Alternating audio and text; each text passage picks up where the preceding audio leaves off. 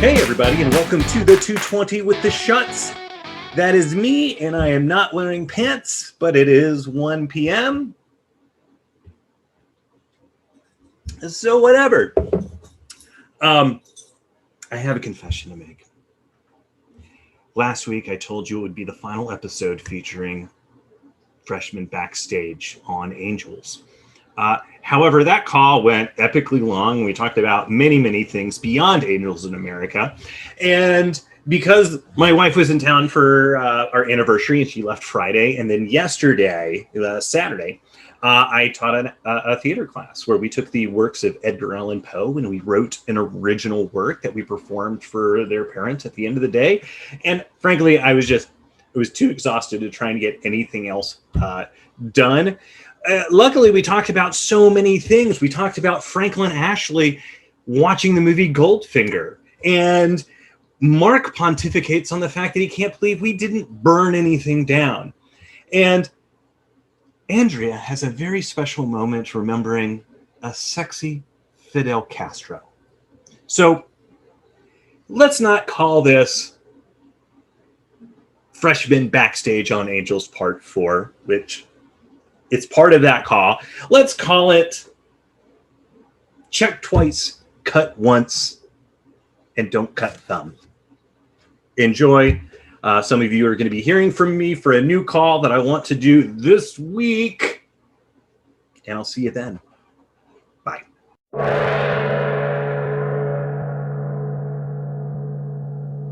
remember talking to you because I wanted to be cool. You know, because I was a senior in high school and I was coming at a college party and I wanted to be cool. And I remember asking you for a cigarette because, you know, that was the cool thing to do. And you're like, I don't smoke.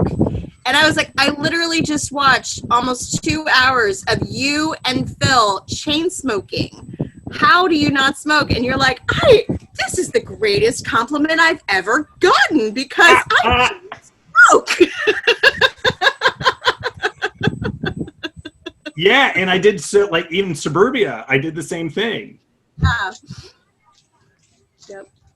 Yes, it was I very was like a believable. staunch non-smoker for a very long period of time.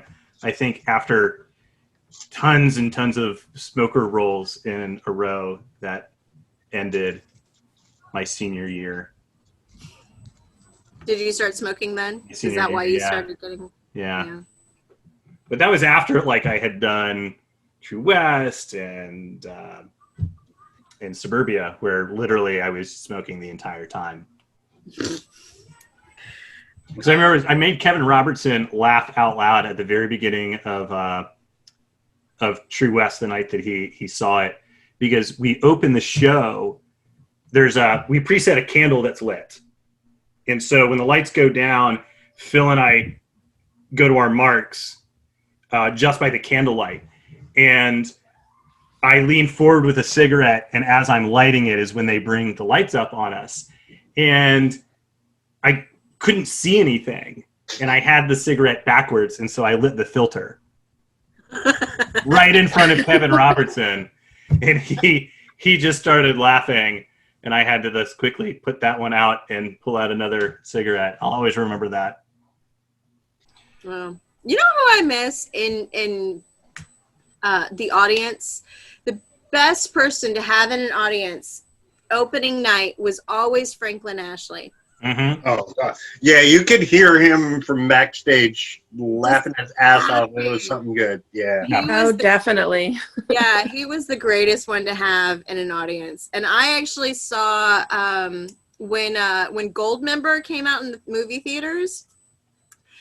I was in this really full movie theater and no one was laughing. And all of a sudden I hear Franklin Ashley cracking up.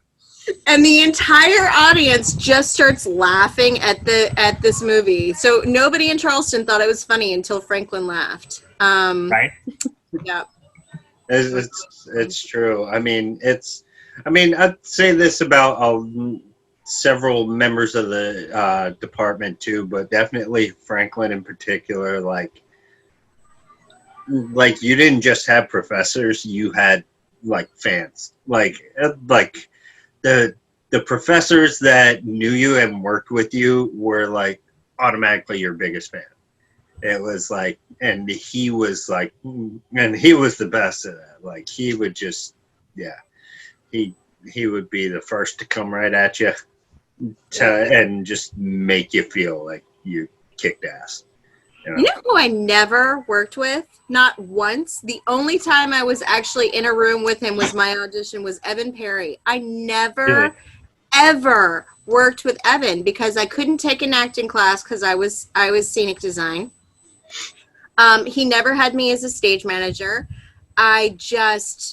Evan and I completely were like two ships in the night. And I think like, I remember my final semester, like I feel like it was my last 2 weeks at the college. And I walk into his office for some random reason, probably directing a freshman to where it was. And he's like, I think this is the first time we've ever been alone together. And I said, I think you're right. And I've been here 7 years. This is remarkable. But yeah. I don't think I never worked with Franklin, actually. I just had him in scenic analysis. Yeah. Yeah. Yeah. For me, Franklin, it was odd. Franklin was sneaky. Who co-directed? Didn't somebody co-direct Mars Quest, though? I don't remember. I thought somebody worked with Laura. Sorry. Oh, well, Evan. I thought it was Todd. No, Evan was the director, and with Laura, they worked together. Oh, okay. I thought it was Todd, maybe, but Laura was music director. Yeah, for whatever reason, Todd and I, which it's really funny because Todd and I. And I never did either because I thought that was it, but yeah, and I never did either. I don't think. Yeah, Todd and I are really tight these days, and chat periodically, and we never worked together on anything except I was 220 commissioner for a year, and it was the year that we did a fair amount of renovations on 220. And so Todd and I worked together on that. But those were renovations? Yeah. Mm-hmm.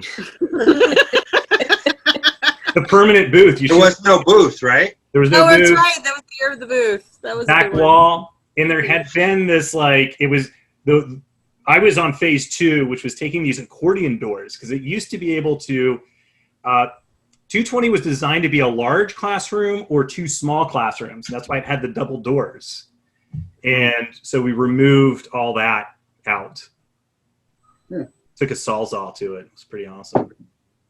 Yeah, I mean, I don't know how we never burned anything down. Like, how nobody, I mean, has nobody... We did. We just built it back, man. It was fine. No. I mean, because we did some shit. I mean... Almond Gilead? I lit things on fire more than once with gas.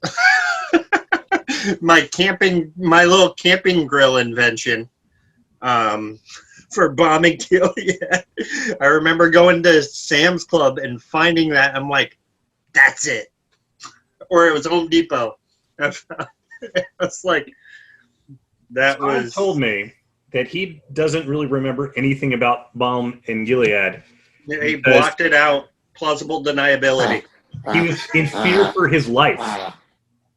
Sorry, guys. My dog's going crazy. Todd said that the open flame, he was convinced, an open flame on a revolving set, that something was going to catch fire. And every night we were past capacity. Because it was the second 220 show, and actually the second 220 show was the last show of the year. And because of that, all the 176ers that put off attending X amount of plays have to get in. I guess they're required to see 2 or 3 shows, and it used to be they had to go to the 2 main stage shows. But then they opened it up because there was a lot of complaints from 176 of having to pay for tickets, even at the student price, to go see it. And since the 220 shows, they had been for a fee, and then we went free. And that was the point where they were like, or you could go see the 220 shows. We were packed every night. Yeah. Oh, we were capacity. Yeah. With an open flame. I mean, kind of my point, and this is where, like, the fun thing with theater in college, like we talked about in the big reunion call. It's like, I mean, if you can make it work, if you can do it, it's just gonna happen. I mean, and what I would say to Todd is, if it's technically an open flame, but we hide it really well so you can't actually see the flame, is it still open?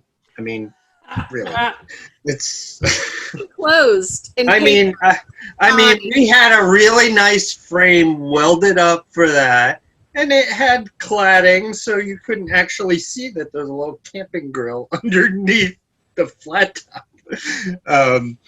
But I mean, it worked, so it happened. But yeah, it's just crazy. And we never once spun that thing without making sure that we had disconnected everything from that unit. See, I thought we kept it connected because I had a tank. Because I had a grill tank under it. It was all under? I thought that there was something attached at the back. Yeah, but it was under. Like I think we had it. We had it welded up with like a rack for the propane tank, like on a grill. Like, and so we just had a little, canister. Things we remember. I didn't remember.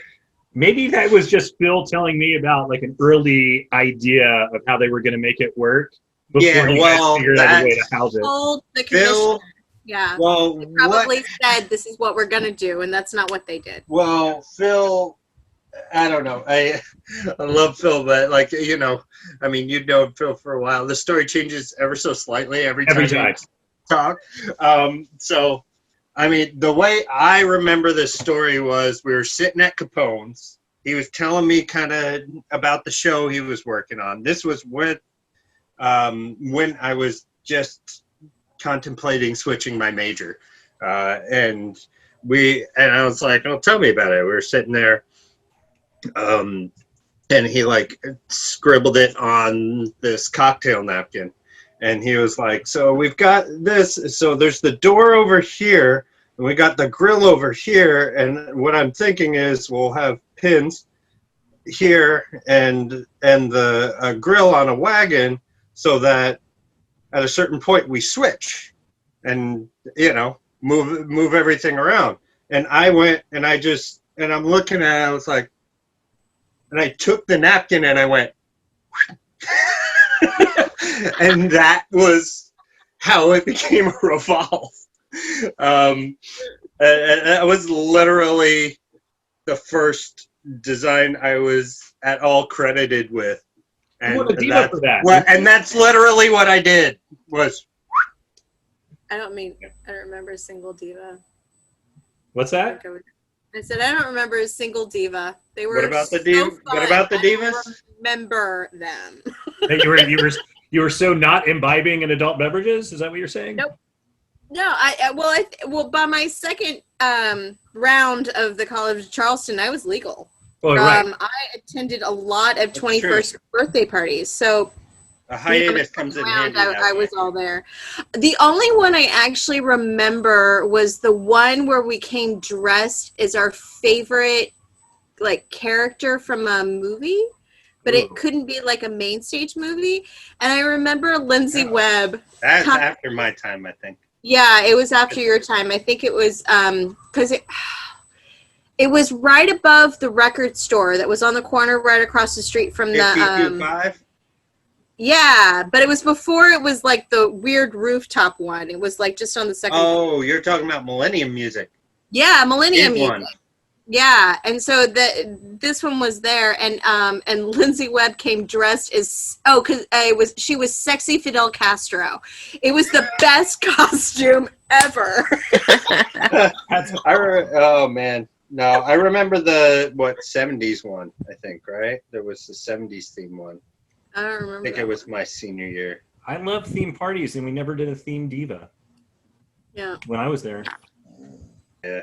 My dog just grunted at that. Like, I know, right? I only won one diva, and I was kind of pissed about it. Leslie Fowler gave me shit about it because I had never won Best Stage Manager, and I was like, fuck, I've been stage managing here for so long. How is it that I haven't ever won Best Stage Manager? And finally, my last year, I stage managed Oklahoma, and I was like, literally everyone in the department is in this show.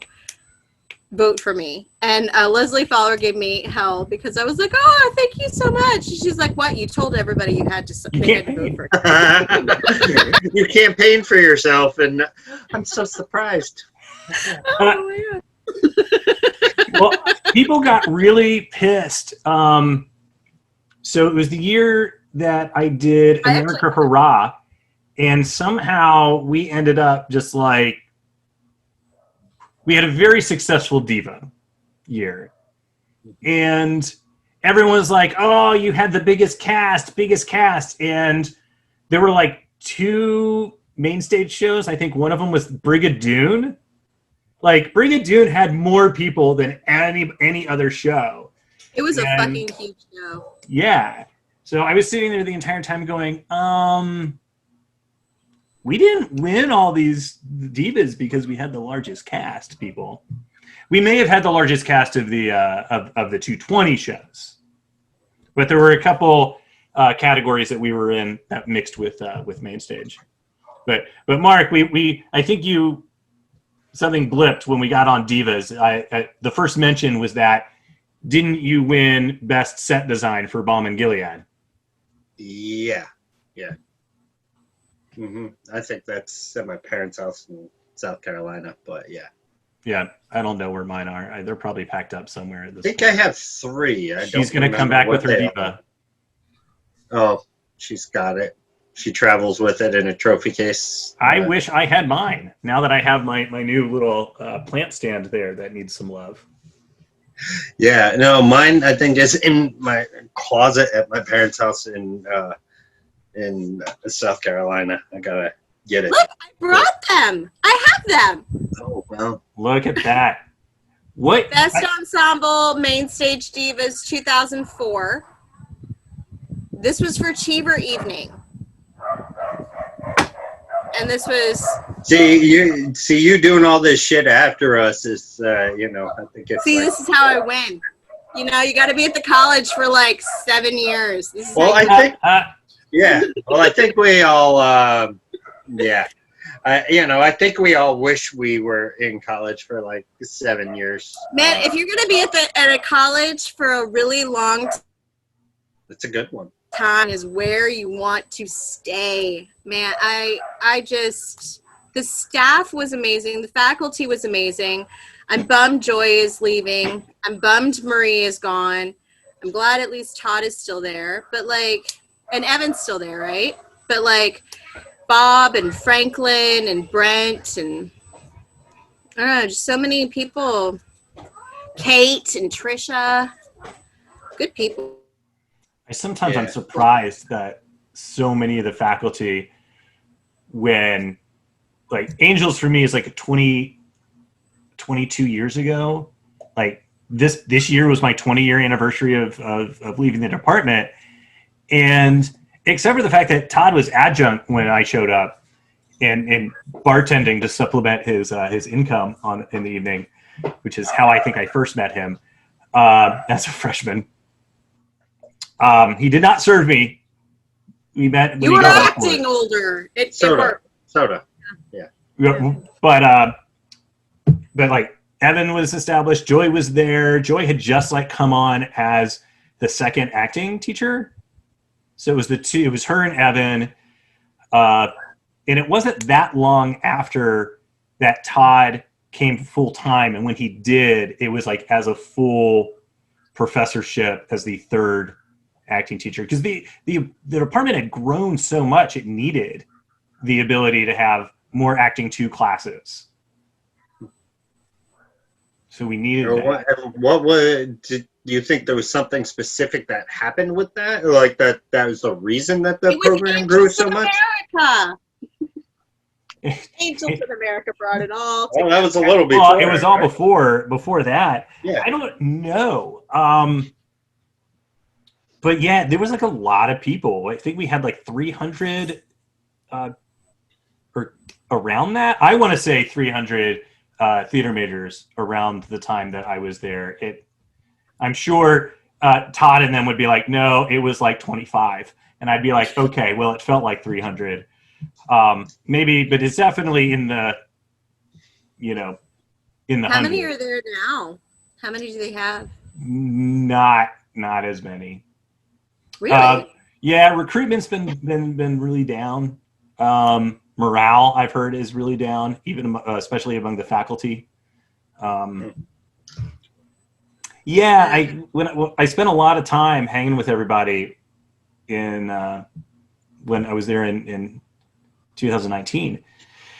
I mean, it was interesting just to kind of see and get everybody's take on it. Todd's now, I mean, he still teaches theater classes, but he's assistant dean of the arts or associate dean of the arts. My fingers are crossed that I'm cutting all of this out, but my fingers are crossed that Valerie will retire soon. She's not looking all that great, in that Todd will become, I feel like he's been groomed for quite some time by the school to become the dean of the arts when the time is right. That's awesome. The last time I was there, I was pregnant with my daughter, and it was 2011. Okay. And they had just built. They had kind of they had done a renovation of the building, so they had put some dance classrooms. Yes. Where some of the faculty rooms were. And they were even talking then about their plans for 220 and making it like a proper black box. But they actually had tech classrooms, where when I was there, the tech classrooms were either the shop or the green room or the annex. Mm-hmm. And I was pissed because they had AutoCAD and were teaching AutoCAD. And I was like, what? I was so angry because they wouldn't teach it when I was there, and I think they finally started teaching it about a year after. Yeah. After 2007 is when they finally started teaching it, and Trident. I don't know if you remember this, Mark, but like Trident was actually fighting with the college because they had an AutoCAD class, and they wouldn't actually let the credits transfer. So if you went to Trident and took a class, they wouldn't transfer it back to the college. Yeah. It was a mess. No. I mean, I screwed around with it some on my own while I was there, but that's most of what I did for a lot of the time I was working. I was an intern. I mean, I kind of, I mean, when I started working in AutoCAD, and they taught me, and then I was all of a sudden kind of the AutoCAD guy. I was no longer working backstage so much as I was drafting, drafting and modeling. So it was nice learning the old way. I mean, for sure, like learning. It's important, right? And, it's important.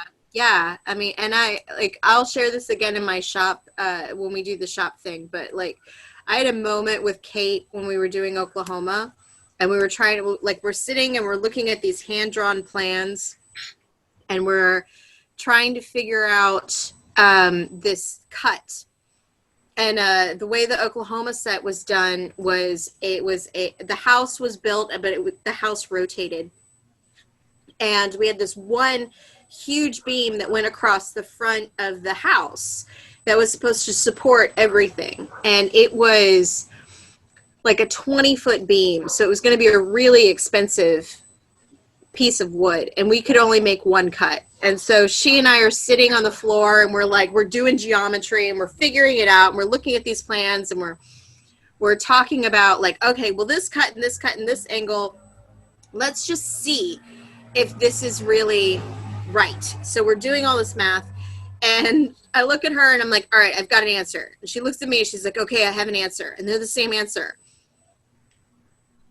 all right, let's call somebody else. And like we called like 4 or 5 people to triple check all of our math. One of them was my father, who was actually an engineer, and he just was thrilled because all those days with math and crying on the kitchen table and all, you know, it all worked out for him, which was awesome. But yeah, I don't know, I miss building things. I miss working with wood and telling a crew of 15 people, go run to stage left just because I said so.